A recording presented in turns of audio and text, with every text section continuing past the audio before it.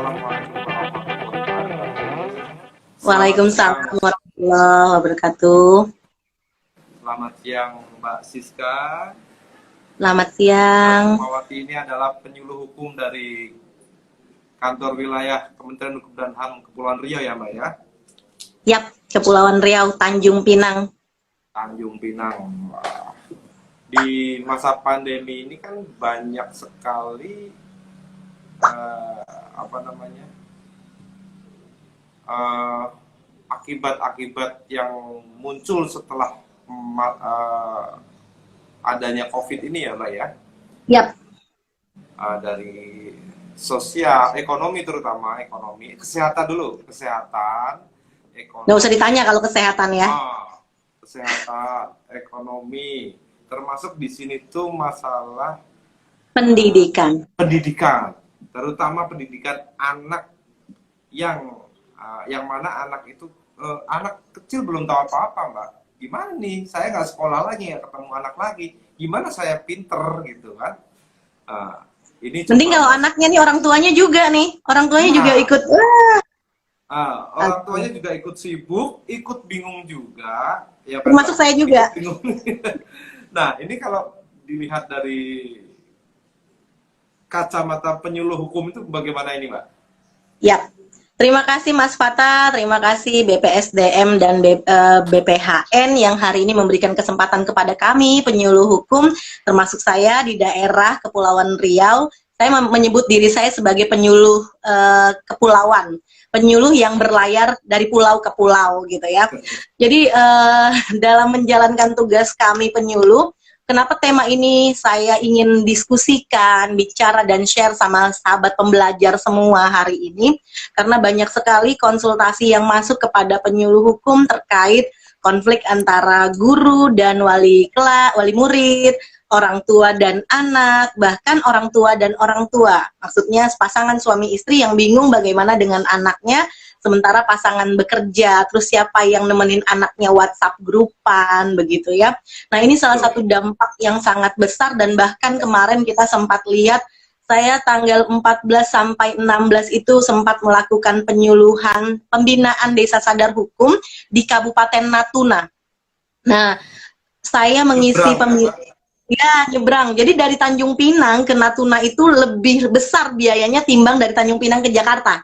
Nah, itu kabupaten kita di kepulauan seperti itu. Luar Nah, biasa, Mbak. luar biasa di luar kalau penyuluhnya gitu ya.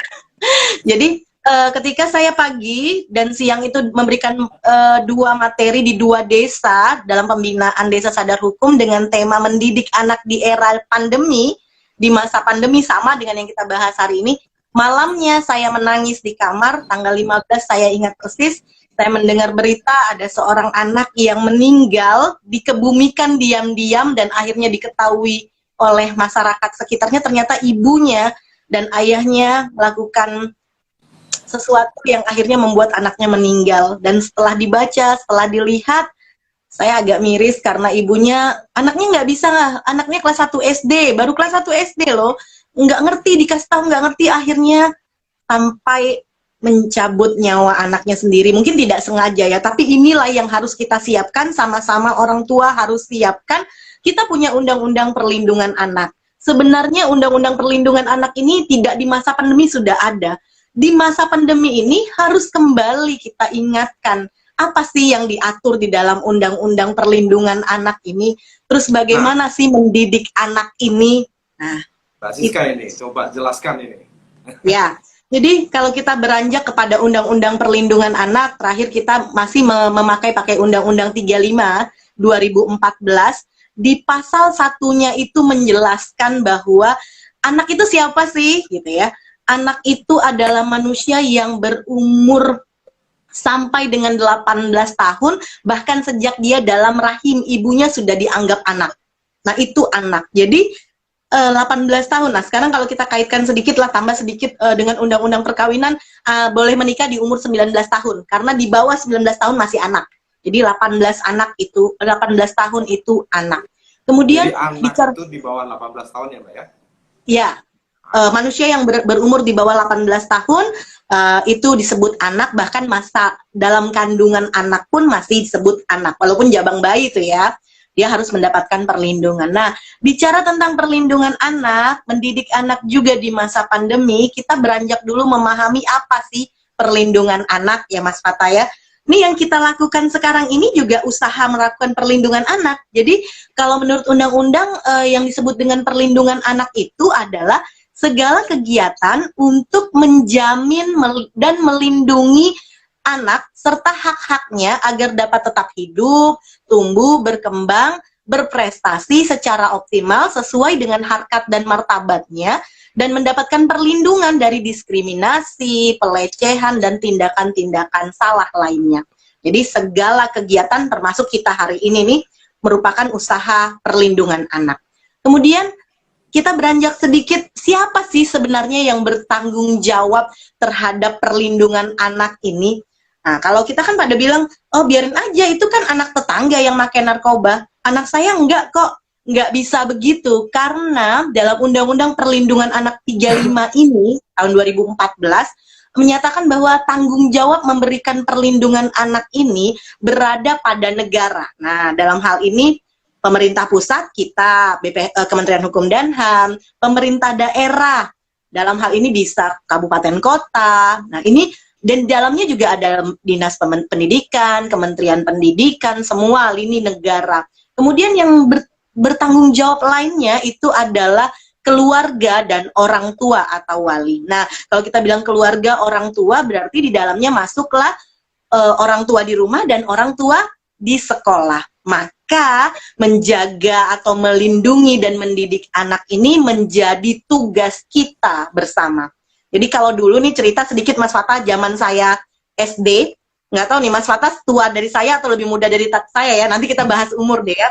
Tapi zaman saya sekolah, kalau saya pulang sekolah cepet, terus pasti tetangga saya pada heboh tuh, kok Siska pulangnya cepet? Ini baru jam segini, biasanya belum sampai rumah. Iya tante, kami disuruh pulang, guru-gurunya rapat, mau bikin soal, jadi kami disuruh pulang cepat. Ada tante-tante, ada om-om yang ikut peduli nih sama si Siska ini zaman saya kecil. Nah hari ini ketika saya ajak orang-orang tua atau di sekitaran kita ikut yuk sama-sama menjaga anak, karena anak ini bukan anak orang tuanya saja, tapi anak kita bersama. Karena kalau dia kenapa-napa, itu bawa dampak untuk anak kita juga. Tapi banyak orang tua yang bilang, ada kita tegur dia lebih garang. Apa pula tante tanya-tanya saya, mama saya aja nggak peduli, emak saya aja nggak marah, mama saya anteng aja, kok tante yang bawel? Nah, ini menjadi kondisi yang hari ini degradasi sosial kita mulai turun, kepedulian kita mulai turun. Maka saya mau ajak kita sama-sama lihat ada aturan hukum yang mengatur kita hidup mengenai perlindungan anak, bahwa anak ini anak bersama. Jadi kita punya tanggung jawab bersama untuk memberikan perlindungan karena dia bisa membawa pengaruh kepada anak kita juga di rumah. Jadi jangan bilang, oh itu anak dia, nggak anak saya. Nah, disitulah kita masuk ke masa pandemi. Kalau dulu di normalnya kita belajar di rumah, ketemu orang tua. Siap. Mbak Siska. Siap. Tadi yang waktu Mbak Siska cerita bahwa, oh orang tua saya saja nggak marah-marah seperti itu, kenapa tante harus marah? Itu kenapa kok sepertinya anak sekarang itu seperti itu atau gimana ya, Nak? Nah, itulah budaya yang berubah. Karena nanti kita sampai ke titik sana, kepedulian orang tua dan belajar pertama itu dimulai dari rumah. Ketika kita orang tua tidak memberikan pembelajaran itu, orang luar, sekolah, tetangga, lingkungan organisasi tempat anak kita berada, tempat dia belajar, sulit untuk menanamkan budaya-budaya yang tidak ditanamkan lebih awal di rumah. Karena apa? Hari ini banyak orang tua yang dua-duanya kerja. Mama arisan, papa rapat, anaknya sama siapa gitu ya. Ada lagunya bahkan itu kan. Tapi realita ini yang mau kita ajak sama-sama. Ketika kita punya anak, kita yang lebih dulu harus menanamkan nilai-nilai baik itu. Supaya ketika keluar, dia bisa beradaptasi dengan baik juga. Ketika dia lihat hal buruk, dia balik ke rumah, dia sharing dengan orang tuanya luruskan lagi. Oh nggak bisa, Ma ada teman yang begini di luar gitu. oh itu nggak boleh ya nak, itu kamu harus begini, harus begitu. Terus kalau misalnya nanti ada yang bilang, mah dia bagus loh, dia juara, pinter. Nanti orang tuanya, ah itu bagus, kamu harus tiru. Nah inilah yang saya ingin sampaikan bahwa ini yang harus kita tekankan, terlebih di masa pandemi. Sekarang orang tua mengalami kebingungan bagaimana mendidik anak di rumah ketika sekolah tidak boleh datang ke sekolah. Nah, inilah masa pandemi merubah 180% budaya hidup kita, cara hidup kita, termasuk belajar kita. Iya, berarti itu orang tua harus mendampingi anak dalam belajar, bersikap, dan seperti batasan-batasan ketika anak harus berkomunikasi, harus bersosial dengan teman-teman di masa pandemi ini, orang tua ya Mbak ya? Yap. Jadi bicara tentang orang tua ini, saya boleh sedikit membahas undang-undang perlindungan anak ini tentang prinsip dan azas perlindungan anak ya, Mas Fatah ya. Jadi begini, kalau biasanya kan, kalau dulu ya saya ke sekolah-sekolah, mau penyuluhan ke sekolah, pernah saya ditolak oleh sekolah. Katanya, Mbak Siska mau ngajarin apa? Perlindungan anak. Anak-anak sekarang tuh udah tahu, malah banyak menuntut haknya. Dia cuma tahu haknya aja, kami susah nih guru-guru mau mendidik anak, katanya gitu. Kalau Mbak Siska mau ngasih tahu perlindungan anak, terus hak anak, aduh sekarang kita udah sulit nih berkomunikasi dengan anak. Kalau Mbak Siska jelaskan itu lagi, Bu Siska jelaskan itu lagi, kami kayaknya semakin tersudut, kata para guru gitu ya. Terus saya bilang, please kasih saya kesempatan, saya coba sampaikan ke anak-anak bahwa selain punya hak, mereka punya kewajiban. Dan ketika masuk ke sekolah, ketika bertemu anak-anak, saya say hello dengan mereka, dan saya mencoba menjalin komunikasi baik dengan cara, hai anak-anak zaman now, hari ini anak-anak zaman now ketemu sama saya ya, penyuluh, tapi juga penyuluh zaman now. Inilah kunci membuat saya bisa TikTok sama mereka, dan mereka mau curhat sama saya. Dan realitanya, saya memberikan pemahaman kepada anak-anak, kalau belajar hak, Anda punya hak untuk dapat uang jajan, Anda punya hak untuk mendapat pendidikan, punya hak dapat kasih sayang, bahkan punya hak untuk berrekreasi atau liburan gitu. Tapi ingat, belajar hak itu belajar pakai filosofi hak sepatu. Nah, apa itu filosofi hak sepatu gitu ya? Hak sepatu itu di depan atau di belakang? Saya tanya sama anak-anak nih, coba siapa yang lihat gurunya pakai hak tinggi? High heel itu haknya di belakang atau di depan? Di belakang. Nah, coba bayangkan kalau sekarang hak itu pindah ke depan. Mungkinkah para model di catwalk sana bisa jalan dengan baik, sedangkan dengan sepatu hak di belakang aja bisa jatuh tuh model kalau jalan di itu. Apalagi kalau di depan. Nah, ini mengajarkan kita bahwa hak itu di belakang dan di depannya adalah kewajiban. Nah, inilah yang mulai pelan-pelan kita sampaikan kepada anak-anak. Alhamdulillah akhirnya banyak sekolah yang buka pintu untuk ibu penyu datang, walaupun tidak mengganggu jam belajar. Kadang saya masuknya di OSIS, masuknya di pramuka, masuknya di ekstrakurikuler. Saya nggak butuh ramai, sedikit tapi bermanfaat dan bisa lagi-lagi, dan mereka lah yang akan jadi rekan sebaya untuk menyampaikan kepada teman-temannya bagaimana hak kita seorang anak, tapi kita punya tanggung jawab untuk beribadah, hormat kepada orang tua, patuh, sopan, dan santun. Nah itu, jadi berat sih tugas mendidik ini. Nah, yang saya mau ingatkan kepada orang tua di masa pandemi, kalau dulu orang tua bisa bilang, anak saya kok nggak pinter-pinter ya, di sekolah kok nggak diajarin. Nah, apalagi kalau yang sekolah di swasta, kami kan sudah bayar mahal, emang guru nggak bisa bikin anak saya pintar, buat apa dong kami bayar? Nah, itu kan bahasa-bahasa orang tua. Saya sampaikan kepada orang-orang tua, kalau kita datang mengantarkan anak kita ke sekolah atau menjemput anak kita, jangan cuma datang, antar, langsung pulang. Jemput, antar, langsung pulang. Ya sekali-kali kita tanyakan. Jemput ngobrol, Mbak. Iya, ngobrol sama gurunya. Sama ibu-ibu lainnya. Oh gitu, ikut makan gitu ya. Itu sisi lainnya. Tapi ini sisi yang biasanya cuma ngantar terus pulang gitu ya. Kalau yang ditungguin ya begitu, ikut ngobrol. Bisa akan tanggung jawab pendidikan itu guru. Ya, nah itu. Jadi guru gitu kan. Kalau anaknya yang kurang paham, salahnya guru. Ya. Semua salah guru gitu. Nah, inilah jadi Ini yang harus kita kembali ingat nih. Jadi dulu waktu sebelum pandemi, orang tua menyalahkan gurunya. Kalau anaknya juara, anak saya. Kalau tidak berhasil, nih gurunya salah gitu ya.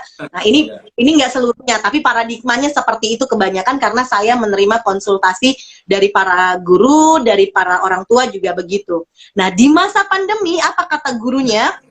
Sekarang orang tua baru tahu, anaknya dipulangkan, dia punya anak 2, dia susah nih pantau anaknya 2, mau ngajarin anaknya susah, ini susah, terus komen sama gurunya, aduh susah ya Bu Guru, susah ya Pak Guru. Nah selama ini kami ngajarnya 30 orang loh di kelas, nggaklah orang tua membayangkan bagaimana cara kami mengajarkan anak-anak, nah itu kan, nah akhirnya hari ini kita sama-sama belajar, orang tua juga harus belajar bagaimana ternyata tugas guru itu nggak ringan. Nah, jangan saling menyalahkan.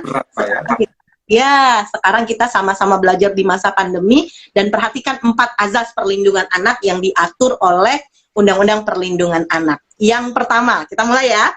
Yang pertama, non-diskriminasi. Nah, orang tua, siapa baik negara, guru, sekolah, masing-masing kita yang punya tanggung jawab tadi, negara dalam hal ini pemerintah daerah dan pusat, kemudian keluarga, kemudian orang tua, masyarakat, dan anak itu sendiri ya, harus paham non-diskriminasi, tidak boleh membeda-bedakan. Jadi kadang maaf nih, ada orang tua yang kok nggak kayak abangmu, tengok tuh abangmu pintar, nah gitu. Itu tuh sebenarnya nggak boleh. Jadi yang disayang cuma abangnya, kalau abangnya mau minta apa-apa dikasih. Kalau adiknya enggak, karena adiknya nggak juara, adiknya nggak membanggakan. Nah ini tidak boleh, ini makin menekan psikologis adik. Nah, kemudian laki-laki dan perempuan gitu ya. Anak perempuan nggak usah sekolah tinggi-tinggi lah, nanti ke dapur juga. Nih, Mas Fata saya temukan nih ya. Nih saya temukan anak kelas 2 SMP bertanya sama ibu penyuluhnya, Bu, apa yang harus saya sampaikan ketika ada yang menyampaikan anak perempuan kan mau ke dapur juga nggak usah sekolah. Apa yang harus saya sampaikan? Kata anak kelas 2 SMP. Saya bilang, yang harus kamu sampaikan adalah karena perempuan harus ke dapur lah, maka dia harus sekolah. Karena dia harus bisa menghidangkan masakan istimewa untuk keluarganya. Bahkan perempuan punya peluang untuk menghidangkan masakan dan menjadi usaha kuliner yang mengangkat ekonomi keluarga. Nah, ini yang harus kita tanamkan. Jadi non-diskriminasi bahwa laki-laki dan perempuan sama nih. Sekarang ada Mas Fata laki-laki di sana, ada saya perempuan di sini. Kita punya kesempatan sama-sama memberikan pemahaman kepada masyarakat, ambil peran kita masing-masing, mudah-mudahan dilancarkan gitu ya Mas ya. Jadi nggak ada perbedaan antara gen, antara kelamin, antara pintar tidak pintarnya, karena semua orang punya manfaat. Ini yang harus ditanamkan pertama oleh orang tua, guru, dan kita semua, non-diskriminasi. Tidak diskriminasi, Mbak ya. Tidak. Yap. Yang kedua, ada azas kepentingan terbaik bagi anak. Nah, ini dia nih. Kalau di mahasiswa kelas pertama itu selalunya ditanyakan begini, apakah Anda masuk ke kelas ini karena keinginan Anda atau karena keinginan orang tua atau terpaksa gitu ya. Jadi masuk sekolah kita selalu menganggap orang tua tidak ada yang ingin anaknya tidak baik ya Mas. Tapi yakinkah bahwa keinginan orang tua tadi sama dengan keinginan anak dan ini kepentingan terbaik untuk anak? Nah, kita ambil contoh nih ya. Banyak orang tua yang memaksakan anaknya jadi seperti dia. Meskipun ada pepatah yang menyebutkan, buah itu tak jatuh jauh dari pohonnya. Tapi banyak buah yang tak sempat jatuh udah dipetik, baunya jauh banget dari bawahnya gitu kan. Nah, jadi nggak bisa kita paksakan bahwa kalau saya penyuluh, besok anak saya harus jadi penyuluh. Nggak bisa, anakmu bukanlah kamu. Anakmu punya bakat dan seni serta keinginannya sendiri. Nah, ini orang tua harus paham, jangan paksakan, jadi perhatikan kepentingan terbaik untuk anak, bukan kepentingan terbaik untuk orang tua, termasuk masuk sekolah. Itu agak sulit itu, Mbak Siska. Yap, sangat sulit. Biasanya agak sulit untuk yang kedua itu, karena biasanya orang tua merasa harus ada turunan di pekerjaan atau apa keahlian dia itu harus ada turunan nih. Kebiasaan keluarga, budaya keluarga gitu ya. Nah ini yang harus. Sepertinya dia nggak mau melepaskan kerajaannya itu dari. Nah inilah yang harus sering-sering kita suarakan. Kepentingannya kepentingan terbaik untuk anak. Jangan sampai anaknya depresi, akhirnya anaknya nggak bisa meneruskan keluarganya juga gitu kan. Nah ini yang kedua. Bahkan saya lihat ya doktrin dari kecil nih. kalau di TK atau di PAUD itu nanti kalau udah ada lomba fashion show, emaknya sibuk nih. Nanti Miss, Bu Guru nanti anak saya ikut fashion show ya. Oh, saya daftarkan, terus anaknya nggak mau ikut fashion show, tapi dipaksa sama emaknya, terus didananin cantik Mas. Pas dipanggil, ini dia Nita Talia dari TK bernama, dia maju. Mukanya udah cemberut-cemberut, dia beraksi, tapi wajahnya nggak bisa nutupin that I don't like it gitu kan. Saya nggak suka ini ya, tapi orang tua paksakan. Nah inilah yang mudah-mudahan bisa kita sampaikan, mudah-mudahan orang tua bisa, oh iya ya, begitu ya. Kita mulai belajar psikologis anak juga. Itu yang kedua. Tetapi tidak kita lepas begitu aja yang naik. Ya, itu juga yang saya sampaikan ke anak-anak, ke orang tua juga. Ke anak kita bakatnya kalau dia sukanya badminton, jangan belikan dia bola sepak bola, bola gitu ya untuk main sepak bola misalnya. Kalau anak kita minatnya nyanyi, belikan dia mic, jangan belikan dia alat lukis. Nah, sesuai dengan minat bakatnya gitu. Kalau enggak jadi itu. Nah, ini untuk prinsip yang kedua tentang kepentingan terbaik untuk anak. Kita masuk yang azas yang ketiga yang perlu diperhatikan adalah perhatikan kelangsungan hidup dan tumbuh kembang anak. Nah, disinilah banyak sekali terjadi kesalahan ketika kita memberikan sesuatu tidak sesuai umur anak. Hari ini orang tua kalau secara ilmunya nih, Mas Fatah, kalau saya baca-baca umur 12-13 tahun baru boleh berhandphone. Nah, kondisi hari ini kita semua udah memfasilitasi anak kita dengan handphone karena mau daring gitu kan. Tapi sebelumnya kan anak-anak kita belum wajib daring, kita udah fasilitasi juga. Nah, ini kelangsungan hidup dan tumbuh kembang anak ini harus menjadi perhatian. Kapan kita bisa berkomunikasi dengan gaya bahasa begini, kapan kita perlu menggunakan kalimat-kalimat perumpamaan, dan kapan kita harus berkomunikasi dengan cara apa, itu patut kita pelajari sesuai tumbuh kembangnya anak. Kalau anak TK, SD kelas 1, banyak orang tua, anak saya belum bisa baca, anak saya belum. Dulu lu umur segitu udah bisa baca belum sih gitu ya. Nah, ini juga patut kita ukur-ukur juga. Jadi jangan paksakan anak kita kelas 4 udah bisa baca, teman-temannya udah bisa baca. Jangan paksakan karena itu sesuai dengan tumbuh kembangnya dan nanti dia akan sampai pada level itu. Nah, sekarang banyak orang tua yang selalu ingin anaknya harus bisa ini, bisa itu, bisa ini, padahal umurnya sebenarnya belum. Nah, ini kita perlu pelajari lagi untuk melihat kelangsungan tumbuh kembang anak. Apa itu salah satu yang menjadikan, apa itu namanya Pak? Sekarang katanya kayaknya sekolah-sekolah itu udah mulai menghilangkan ranking 1, ranking 2, ranking 3. Ya, ini juga yang mau saya share. Iya, nanti kita sampai ke sana ya, di azas yang keempat, azas yang terakhir, yaitu penghargaan pada anak. Iya. Nah, gitu ya. Jadi ranking itu ya, kalau dulu kan ada pembeda, jadi di sekolah tuh gini, ada orang tua yang cerita ke saya gini, anak saya tuh pintar loh, tapi anak saya nggak deket sama gurunya tuh nggak perhatikan dia, tapi perhatikan yang malah bodoh gitu. Anak yang bodoh yang lamban malah diperhatikan, anak saya pintar nggak diperhatikan. Saya jawabnya apa? Ibu, setiap guru itu punya tanggung jawab, misalnya matematika, bahwa setiap anak harus sampai di nilai 7 baru dia bisa lulus. Anak ibu mungkin dikasih tahu sekali langsung dapat nilai 9. Ada anak yang dikasih 2 kali baru nyampe ke angka 7. Ada anak yang udah dikasih tahu 5-6 kali baru sampai di angka 5. Maka gurunya intens ke dia gitu. Jadi bukan karena, malah bersyukur anak ibu pintar, bukan tidak diperhatikan, tapi karena guru harus mencapai target 7 tadi untuk semua anak. Sementara setiap anak berbeda-beda.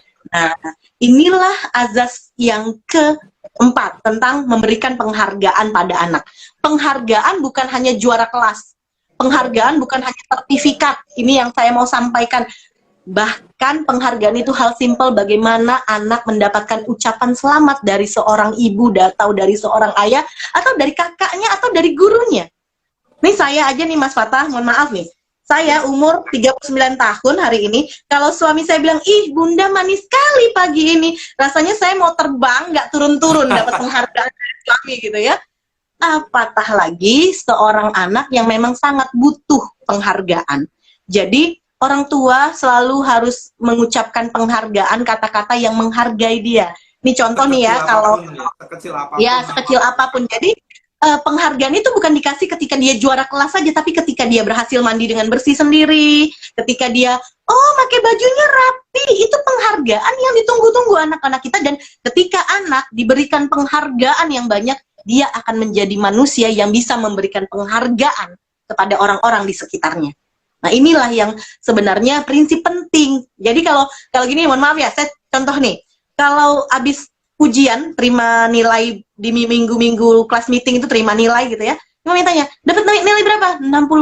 60 bikin malu mama aja, kamu nih nggak belajar bla bla bla, ngomel sampai sore gitu ya.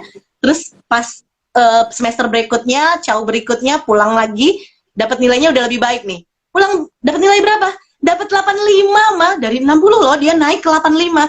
Terus mamanya cuma bilang, doang gitu. Salah besar. Ketika anaknya dapat 85, harusnya mamanya peluk anaknya. Alhamdulillah, selamat ya anak mama, karena dapat 85 hari ini mama buatkan bakwan spesial pakai udang. Padahal memang mamanya udah niat mau bikin bakwan tuh dari pagi, udah beli udang. Gitu. Tapi demi memberikan penghargaan untuk anak, itu disebutkan bahwa spesial bikin bakwan karena kamu dapat 85. Inilah yang sering lupa dilakukan oleh orang tua kita, oleh kita sebagai orang tua kepada anak-anak kita, sehingga mereka merasa saya nih nggak dianggap ya. Ketika saya salah, saya disalahkan. Ketika saya berbuat benar, tidak dianggap. Nah, inilah yang membuat akhirnya jiwa anak-anak kita hari ini seperti ini ya, kita rasakan agak sedikit jauh. Nah, itu tentang 4 prinsip yang perlu kita perhatikan sebagai orang tua. Dan mumpung ada Mas Fata di sini dan yang lain juga yang pantau kita nih, sahabat pembelajar, mudah-mudahan bisa mengadopsi bahwa tugas mendidik anak ini bukan hanya tugas emak-emak saja, tapi juga tugas bapak-bapak. Saya tunjuk Mas Fata nih. Semua ya, semua masyarakat. Semua. Jadi jangan salah kalau bapak bilang, aku udah cari uang nih, kamulah yang didik anak itu kerjaanmu. Nggak bisa begitu, karena ketika orang tua, ayah dan ibunya berimbang dalam memberikan perhatian kepada anaknya, insya Allah anaknya sukses. Jadi anak yang sukses adalah anak yang mendapatkan perhatian berimbang dari ayah dan ibunya. Nah, ini yang perlu kita tanamkan sebagai orang tua.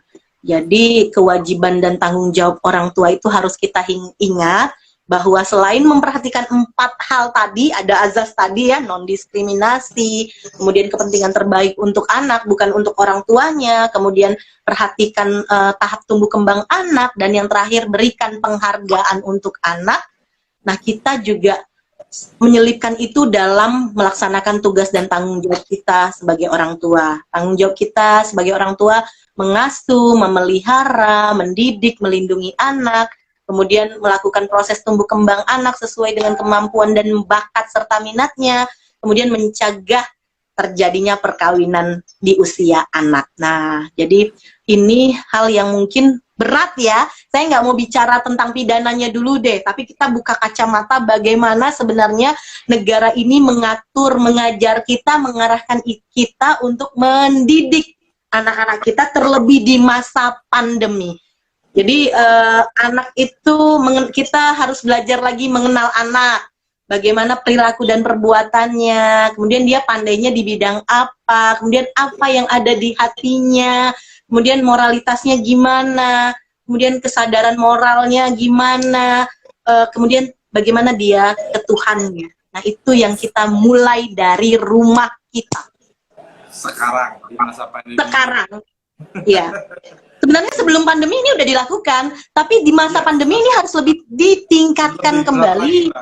Iya, jangan hanya menyalahkan pihak lain dan tidak bisa memaksakan, oh sekolah nih makan, sekarang guru nih makan gaji buta, nggak ngajarin anaknya. Pusing loh guru-guru itu bikin bahan ajar, bikin video, segala macam, belajar segala hal. Jadi kalau kita hanya menyalahkan masing-masing pihak, kita nggak akan selesai. Sekarang kita mulai, jangan saling menyalahkan, ayo belajar sesuai undang-undang yang dibuat negara untuk memberikan perlindungan kepada anak-anak kita. Luar biasa Mbak Siska ini. Biasa di luar, Mas Fata. Oke Mbak Siska, sepertinya sudah 30 Jadi kita sudah masih ada waktu nggak ya? Saya boleh Silakan. share sedikit? Boleh. Jadi setelah kita sampaikan tadi kewajiban orang tua, saya juga mau sampaikan nih, mudah-mudahan ada anak-anak calon orang tua juga, bahwa anak itu punya kewajiban. kewajiban menghormati orang tuanya, wali kelasnya, gurunya, kemudian mencintai keluarganya, masyarakatnya, menyayangi sesama, kemudian mencintai bangsa dan tanah air, kemudian harus menjalankan perintah agama nih. Sila pertama, ketuhanan yang Maha Esa, beribadah menurut agamanya masing-masing. Nah, ini yang penting, dan hal penting dalam mendidik anak di masa pandemi ini, kuncinya adalah komunikasi adalah hal penting dalam mendidik anak. Jadi orang tua sempatkanlah sehari minimal, tipsnya 15 menit ngomong intens sama anak kita, 15 menit saja, tapi tanpa handphone di tangan, tanpa TV di sekitar kita, kita just ngomong face to face sama anak kita untuk tahu apa yang dia rasakan seharian ini. Kemudian orang tua, guru, dan lingkungan sekitar adalah faktor pendukung, jadi mau sama-sama kerja sama, tetangga juga, karena anak kita, anak orang, anak kita. Kemudian setiap anak adalah tanggung jawab bersama, dan tempat belajar pertama terbaik adalah keluarga. Keluarga adalah tempat pertama anak belajar. Jadi ada dalam bahasa kampung saya nih, Mas Fatah, a good education begin at home. You cannot blame a school for not nurturing values in your child that you have not instilled. Apa maksudnya dalam bahasa, itu dalam bahasa kampung saya ya, sekarang kita dalam bahasa Indonesia. Pendidikan yang baik adalah pendidikan yang dimulai dari rumah. Kita tidak bisa menyalahkan sekolah ketika anak kita tidak melakukan sesuatu nilai yang baik, ketika kita belum pernah mengajarkan itu di rumah. Jadi harus kita dulu di rumah memulainya, kemudian sekolah mendukung apa yang sudah kita lakukan. Jadi bersama mendidik anak dimulai dari rumah, karena tempat belajar pertamanya adalah rumahnya dan ibunya. Semoga keluarga kita semua bisa kembali belajar, menjadi contoh dulu untuk anak. Karena kalau saya suruh anak saya sholat, saya nggak sholat, nggak mungkin anak akan sholat. Ini contoh, Mas Fatah, tiru saya boleh ya? Kita berdua nih, tiru saya boleh ya? Kita belajar tentang contoh nih ya. Mas, kita pegang hidung sama-sama? Boleh? Oke. Pegang hidung sama-sama dan pegang telinga sama-sama? Oke, kita pegang dagu sama-sama. Sekarang kita pegang bahu sama-sama. Mas Fatah ikut saya pegang bahu sama-sama, tapi pegang kepala. Jadi kalau pegang-pegang bahu, tapi saya pegang kepala, Mas Fatah juga ikut pegang kepala, nggak pegang bahu kan? Karena contoh itulah yang dicari. Jadi kalau kita ingin anak kita baik, kita beri contoh baik. Sorry ya, terhasut nih sama Bu Penyu ya, terhipnotis. Apalagi ke anak ya Mbak ya? Ya, apalagi sekarang begitu. Nah, jadi mudah-mudahan dengan kumpulnya kita di rumah kita hari ini bisa mengembalikan situasi komunikasi kita dengan anak-anak kita, tidak saling menyalahkan, sama-sama belajar bahwa mendidik ini tugas bersama, bukan hanya tugas sekolah saja. Oke. Luar biasa sekali Mbak Siska Sukmawati. Aduh, terima kasih Mas Fatah, sama-sama belajar. Baik, terima kasih Mbak Siska, sama-sama kita belajar untuk anak dan dari rumah. Halo Mbak Siska. Halo Mas Sopi. Ya. Bisa bertiga kan? Pegang bahu. Saya pegang bahu juga. Oke, sahabat pembelajar, anak yang sukses adalah anak yang mendapat perhatian berimbang dari kedua orang tuanya. Cakep. Catat. Selamat siang dan tetap ikuti obrolan serius penyuluh hukum. Siap, terima kasih. Terima kasih banyak. Mohon maaf atas kekurangan. Yo Mas, see you. Assalamualaikum.